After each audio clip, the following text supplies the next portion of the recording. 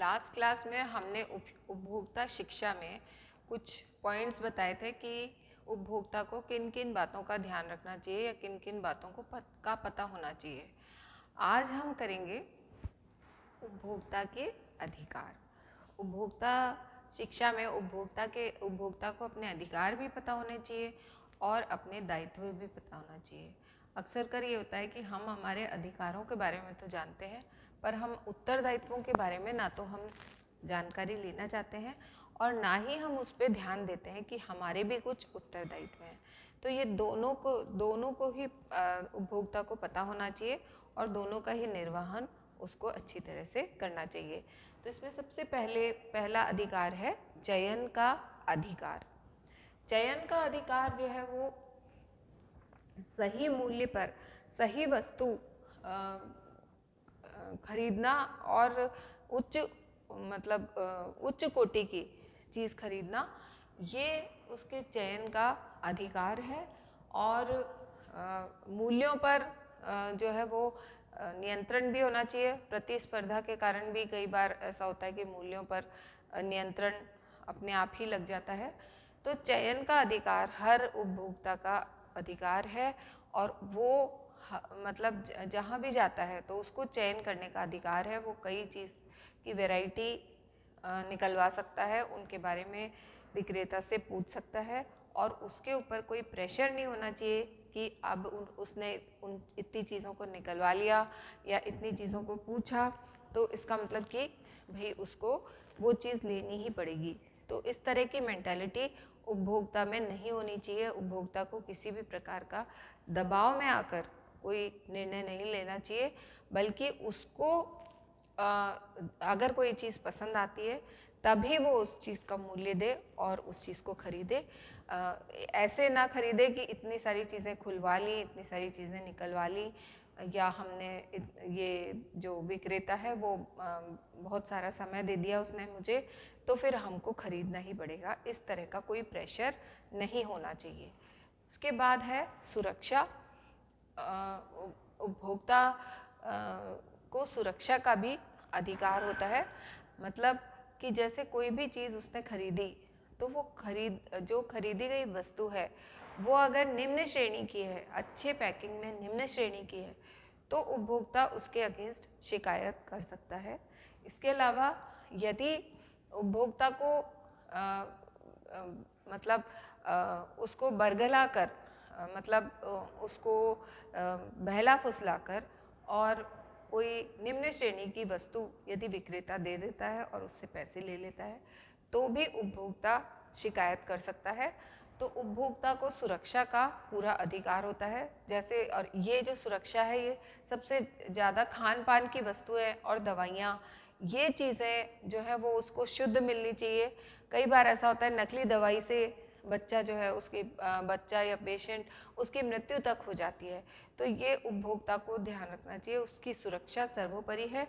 और यदि कोई इस तरह का केस होता है तो वो उसकी शिकायत कर सकता है, परंतु ऐसा केस हो ही ना तो ज़्यादा अच्छा है। मतलब कि उपभोक्ता पहले से ही सचेत रहे और पहले से ही उसको पता रहे कि कहाँ पर नकली दवाई मिलती है, या जो भी दवाइयाँ हैं उसका लेबल प्रॉपर पढ़े और उसका जो डब्बा है वो भी प्रॉपर पढ़े, दोनों मैच कर रहे हैं कि नहीं, और जो उसका लेबल है उसमें क्या इंस्ट्रक्शंस दिए हुए हैं वो भी अच्छी तरह से ध्यान में रख कर पढ़े। यदि नकली दवाई और नकली वो क्या कहते हैं कोई खान पान की वस्तु है तो जो लेबल है वो लेबल बहुत लिमिटेड होगा और उस पर ज़्यादा कुछ लिखा हुआ नहीं होगा। तो इसलिए उपभोक्ता को ये ध्यान रखना चाहिए कि वो जो भी चीज़ खरीद रहा है उसमें वो सुरक्षित है या नहीं है, क्योंकि कई बार नकली दवाइयों से लोगों की मृत्यु तक हो जाती है। तो इसलिए ये चीज़ ध्यान रखनी चाहिए। उसके बाद है उत्पादित वस्तु के बारे में पूरी जानकारी प्राप्त करने का अधिकार।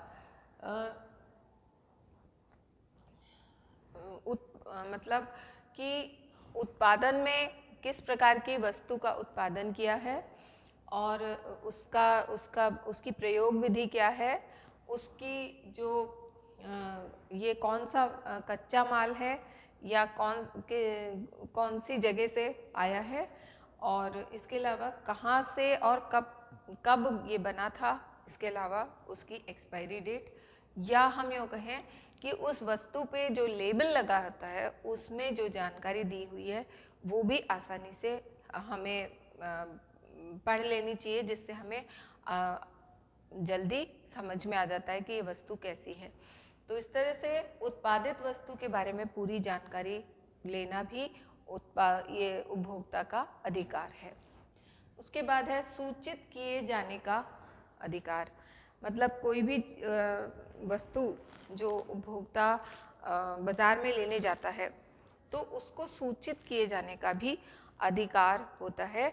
वो 10 तरह की इंक्वायरी कर सकता है इनसे, विक्रेताओं से या सेल्समैन से 10 तरह की वो इंक्वायरी करता है, और जो चीज़ उसे चाहिए होती है या जो चीज़ वो खरीद रहा है उसमें उसकी क्या रिक्वायरमेंट है वो भी वो उसको विक्रेता को बताता है, और विक्रेता उसी के हिसाब से उसे गाइड करता है कि हमें आपको ये चीज़ लेनी चाहिए।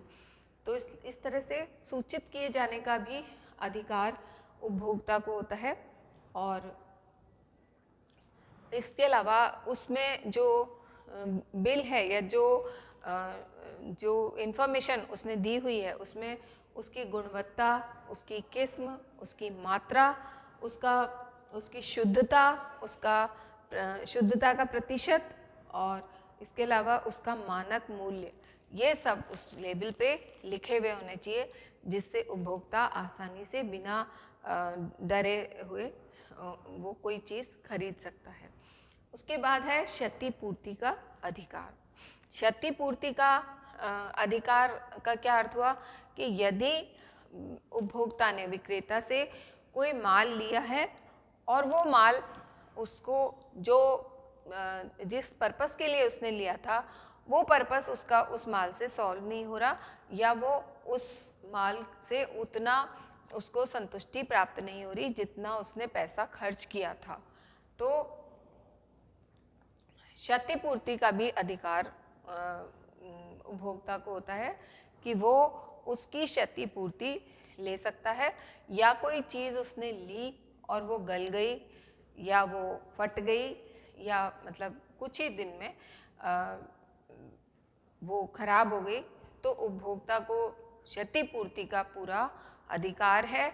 और उपभोक्ता जो है वो इन चीज़ों के लिए सचेत रहना चाहिए और अवेयर रहना चाहिए कि कौन सी चीज़ की क्या हमें वैल्यू है या किस तरह से वो फंक्शन करती है। ये सारी चीज़ें उसे पता होनी चाहिए, जिससे वो अगर उसे उस तरह का सेटिस्फेक्शन नहीं मिलता तो वो उसकी शिकायत कर सकता है।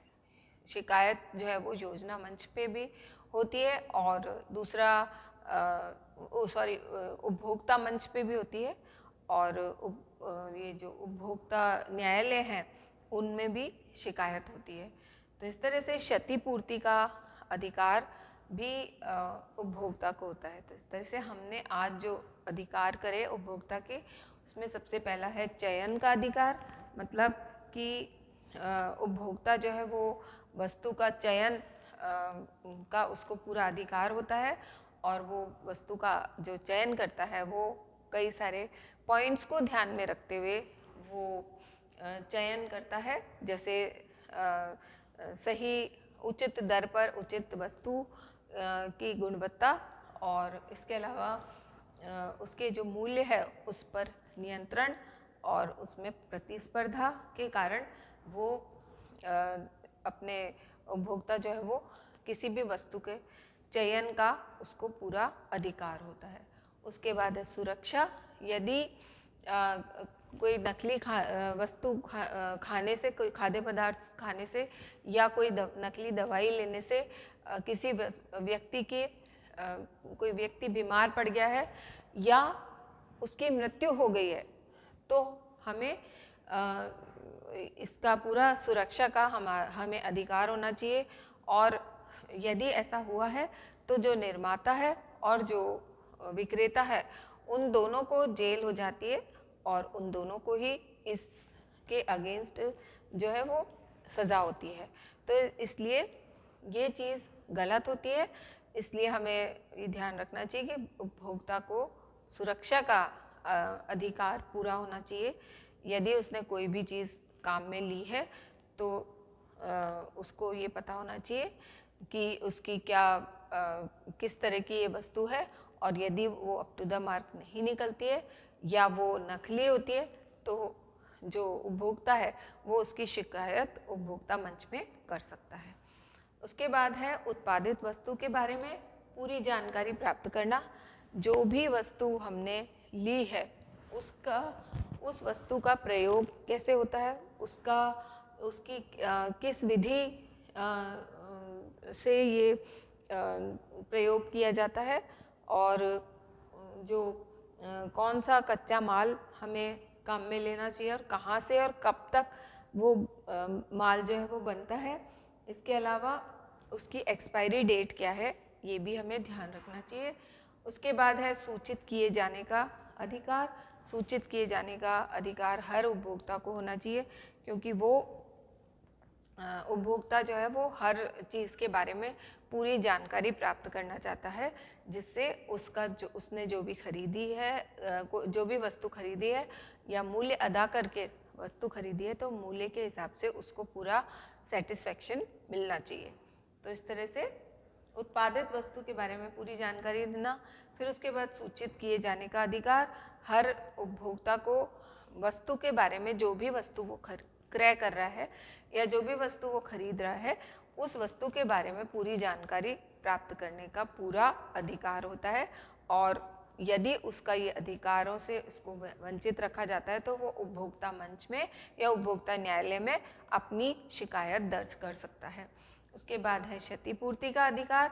यदि कोई वस्तु जो है वो जो उसने अच्छे दामों में खरीदी है वो वस्तु अगर अच्छी नहीं निकलती या उस वस्तु में बहुत सारी शिकायतें रहती हैं तो हमें क्षतिपूर्ति का पूरा अधिकार होता है। क्षतिपूर्ति में वो चीज़ रिपेयर नहीं करते बल्कि वो जो वस्तु है उसके अगेंस्ट में दूसरी वस्तु खरीद लेते हैं। तो इस तरह से मतलब उसको रिप्लेस करके देते हैं। तो इस तरह से क्षतिपूर्ति का अधिकार भी उपभोक्ता को होता है। अब नेक्स्ट क्लास में हम उपभोक्ता के जो दूसरे अधिकार हैं वो करेंगे। आज हमने इतना ही मतलब ये उपभोक्ता के अधिकार जो है वो ये इतना यहीं तक ही किया है, और आपको अच्छे से इसको समझ में आया होगा, और आगे भी हम इस चैप्टर को कंटिन्यू